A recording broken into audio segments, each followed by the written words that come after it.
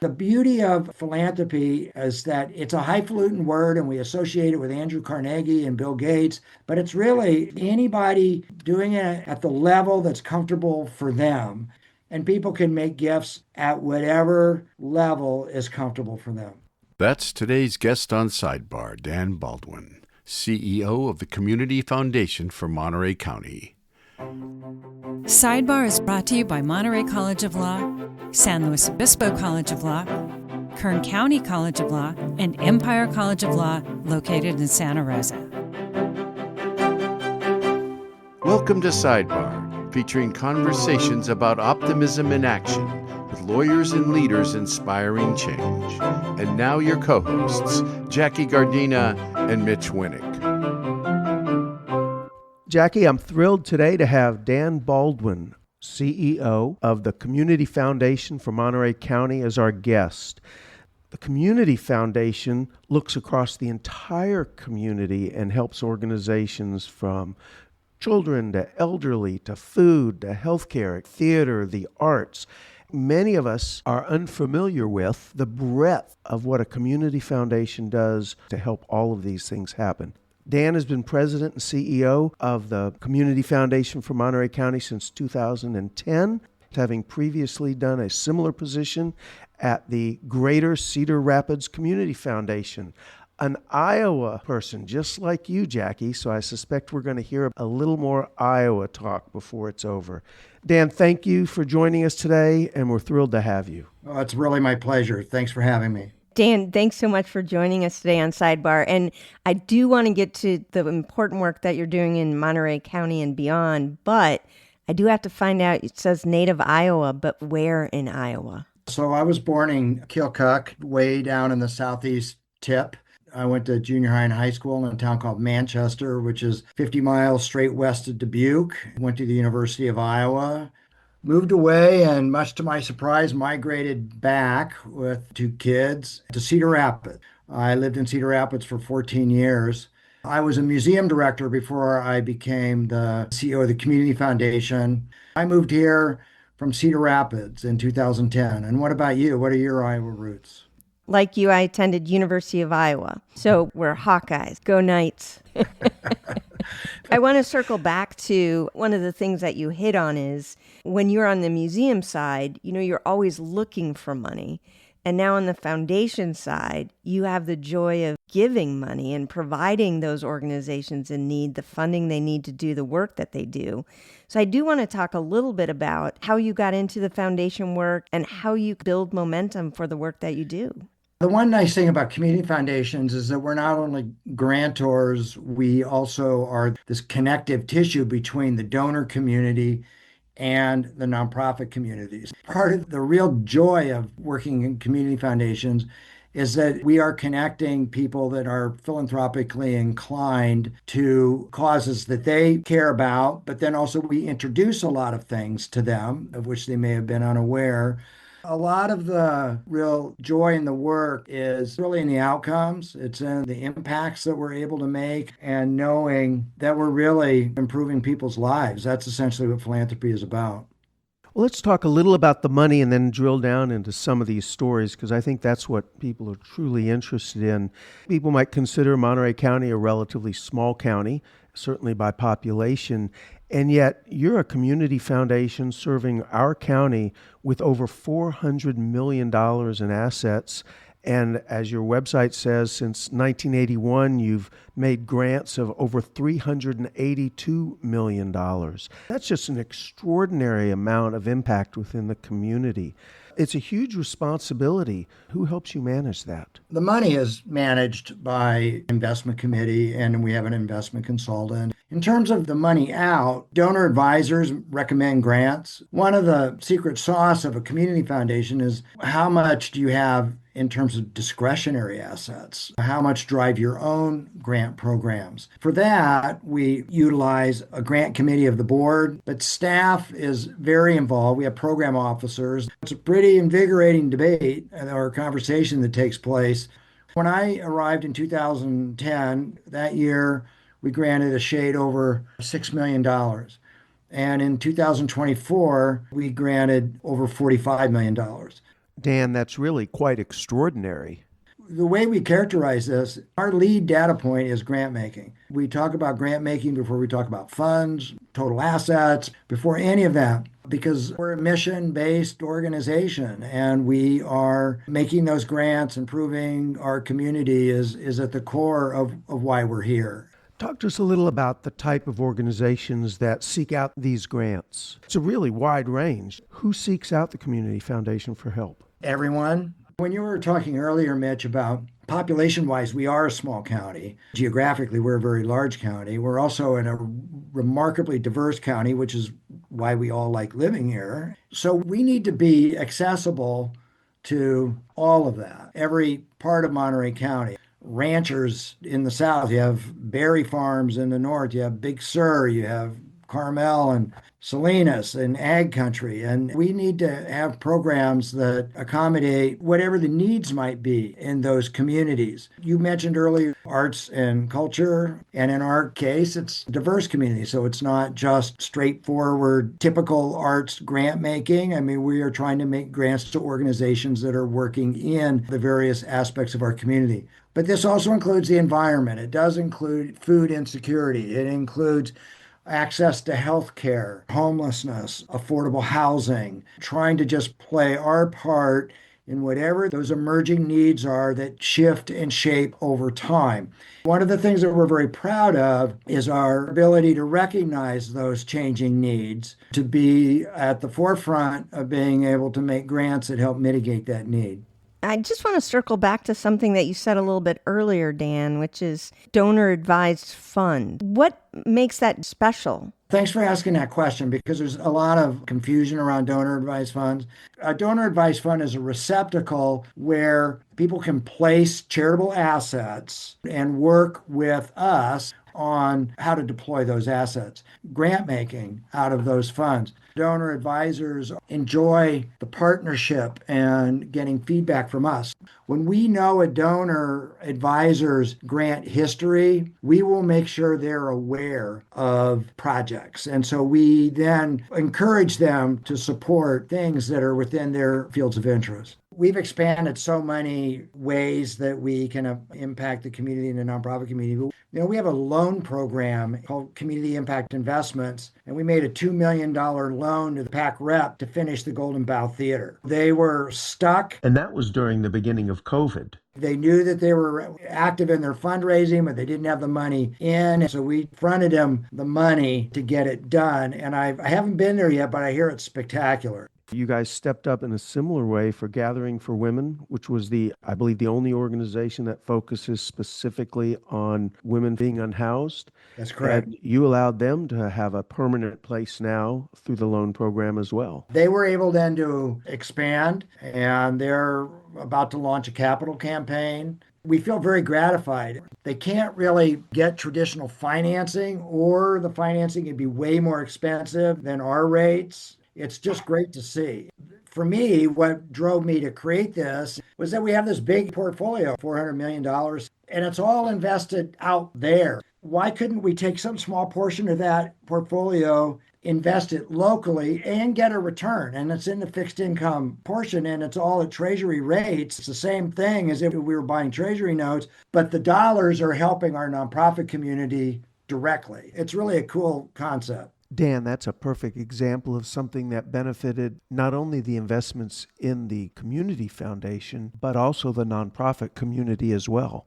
Well, thank you. Dan, I know it's not just about the money. One of the things you also spend a lot of time on is board development, board training. For example, you have a board empowerment program grant, which would allow an organization to help them develop their board training, their board skills. Talk a little about building organizations and your role in that. Thank you. Yeah, we have something called the Center for Nonprofit Excellence. They make some small grants called organizational development grants, and those board grants are part of that program. The way we describe it is it's a way to help build infrastructure and strength within the nonprofit community through a non-grant making method. Once you've won that lottery and you have that big donor advised fund, Mitch, and you want to make grants to local nonprofits, the C&E is a way of reassuring that you're making grants to strong nonprofits that have good governance, that know how to do budgeting, that are really working on their mission delivery. And so we really feel like our mission is to support the nonprofit community and enhance their ability to do their work and to do it more effectively and to have greater reach. There are more ways than just money to do that. We look at that as holistically as we can. Dan, I want to broaden the lens a little bit because I wasn't familiar with community foundations until I moved to Ventura County. And they have a wonderful community foundation that has served in just an amazing stabilizing force within the nonprofit community there. But there's over 800 community foundations across the country. Are they in every state? There's community foundations in every state, and those 800 represent community foundations that adhere to a basic model. There are people that just put community foundation on a shingle and hang it outside their office, but we're not counting those.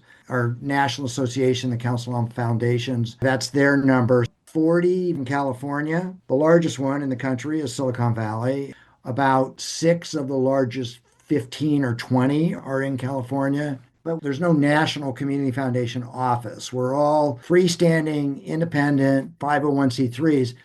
So just a quick follow-up on that, because one of the things that I noticed was that you actually, as a group, have come together to sign amicus briefs in front of the Supreme Court on tax issues, or even some First Amendment issues. You do some public policy work as well. So how is it that those community foundations come together to make the decision to sign on to an amicus brief? I wish I could say that it's a seamless, beautiful process.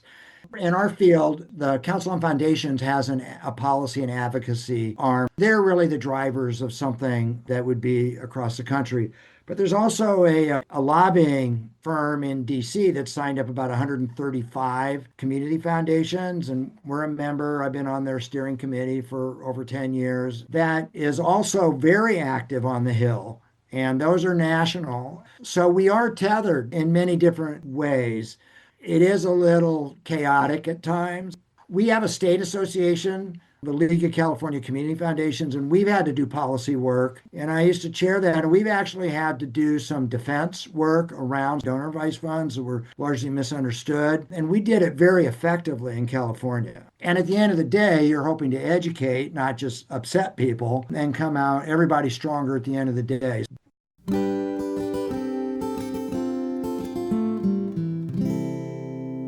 Jackie, I wanted to take a moment to reflect on our theme, optimism in action. Many of our guests began their pathway of a career in public service at a young age. Some were inspired by their parents, some began working for the greater good in college, and some, like our students at Monterey College of Law, became inspired to use their law degree to focus on public policy and support for the underrepresented members of our community.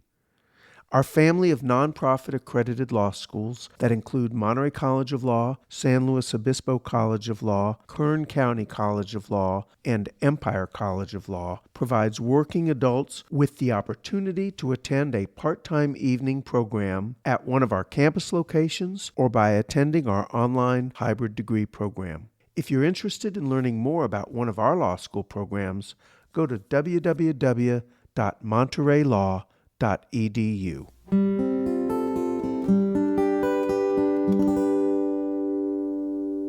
Dan, we've probably not had a single guest here representing individual organizations that haven't talked about their fear about losing funding or already losing funding from either state or federal grants. I suspect that has impacted who's knocking on your door as they look for alternate sources. Can you tell us a little about the trends you're seeing as an organization? Yeah, I'm happy to. The Center for Nonprofit Excellence actually did a survey earlier this year around the impacts that were known at that time. This is an ever-changing environment about lost funding from public sources and what they were anticipating. And I think people need to always connect dots. Funding is programming. Funding is service delivery. That means that whatever that nonprofit does, they're not delivering to their community with the same ability. Unfortunately, Our view is that philanthropy can't fill that hole. Government has deepest pockets. So we are in conversation. We're building out development programs, development assistance for how nonprofits can help themselves. And it's going to be a long road. There's quite a lot of anxiety. We have some donors that are looking to help plug some of those gaps. And this year's Monterey County Gives is going to highlight some of those funding losses. Individuals can really then support the nonprofits and their service delivery in a time where they are seeing reduced public funding. This is sort of the front end of it. There have been some restorations of funding. So we'll see where this trend line goes. I think right now we have to assume that it's going to be real difficult for quite a while. Dan, let me ask you another question, an area that hasn't come up in the conversation so far. You really do a lot of convening as well, and I'm not sure you get a lot of credit for that. Convening discussions on these types of topics within the community because of the trust factor that the Community Foundation has, isn't this one of the real values you bring to the community? The history of successful countywide multi-sector agreement and convenings around things was very, very powerful. The COVID-19 Collaborative legitimately saved many, many lives in Monterey County and really brought together these different sectors to work together. That's the largest example. And I think that COVID-19 reinforced the power of convening. So we believe very strongly in it.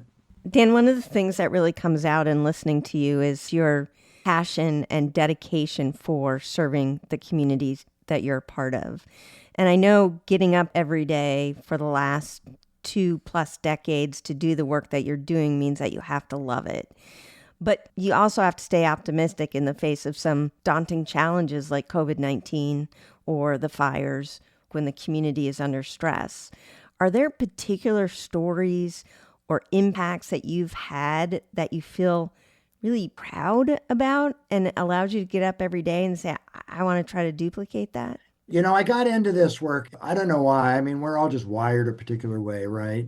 And I thought I was going to be in public life. I mean, I moved back to Iowa to run for Congress. Circumstances didn't allow that to even come close to happening because I was just drawn to policy work and community work. About my second day on the job at the Community Foundation, it's like, oh, to heck with politics. I don't have to run for anything. I'm here, I'm at the table, and we get to impact people's lives. And Jackie, you may remember in 2008, that massive flood that came through Iowa and $3 to $5 billion event in my community. And that was a real object lesson in me, to Mitch's earlier point about leadership and convening and owning the moment, understanding that we can bring resources and have good planning and we can deploy assets and we can make a difference. There's actually smaller moments. We were very small in scholarship. We only would do $175,000. They were very labor intensive. We always sort of avoided it. And then we got all in on scholarships. We realized it's one of the great investments that we can make in the lives of young people, but also in the future of Monterey County, to have this educated workforce and try to convince them to stay here. I mean, we were all kind of rudimentary. And so then we ended up buying a new software. And so this software, all you had to do is apply once, and this software would populate your application to every eligible scholarship fund that we had. CHISPA, the Nonprofit Affordable Housing Director, had started a very small scholarship, and they had the ability to give only 2 scholarships. Over 30 CHISPA applicants got scholarships because they applied through the CHISPA fund. Their application went out to all the funds. And we were doing happy dances up and down the hallway. It was just one of those great mission moments. It was really fun. After the flood in Pajaro, knowing that our efforts helped stabilize those people's lives in what really is just traumatic, stressful, not knowing what's coming next, and whether it's through their business that was flooded or their home that was flooded. I think it's moments like that really, really are what make it great to get out of bed in the morning and pursue this work. Well, Dan, that's great. We like to wrap each of our episodes by asking our guests to think in terms of the listener. We've talked a lot about what the Community Foundation does and what you do. If I'm a listener what can I do to help? I don't have $10 million to create a donor-advised fund, but I want to do something. What would you say to the typical listener? So I probably should have said this earlier. We make philanthropy as accessible as possible. Someone can start a donor advice fund with $5,000. But to a listener, I'm going to point to Monterey County Gives. And Monterey County Gives is the year-end giving platform that we do in partnership with the Monterey County Weekly and the Monterey Peninsula Foundation. And it's a real democratization of philanthropy because you can give $5, you can give $10. But I think the more important thing is just to get on the website and scroll through and look at these nonprofits and look at the work they're doing and the impact that they're creating. And last year, Monterey County Gives raised $14.2 million. That's a lot of money that went out into our nonprofit community, made a lot of impact, and people can be part of that. The beauty of philanthropy is that it's a highfalutin word and we associate it with Andrew Carnegie and Bill Gates, but it's really anybody doing it at the level that's comfortable for them. And the easiest entree is Monterey County Gives. It exposes everyone to all the work that's going on, and people can make gifts online using a credit card at whatever level is comfortable for them. Well, Dan, thank you so much for joining us today. Thank you for what you've done for these 2+ decades on helping the communities you've served. And particularly thank you for what the Community Foundation for Monterey County does as well. It was really my pleasure to be here. You can tell I love talking about it. Thanks so much for the opportunity. Thank you, Dan.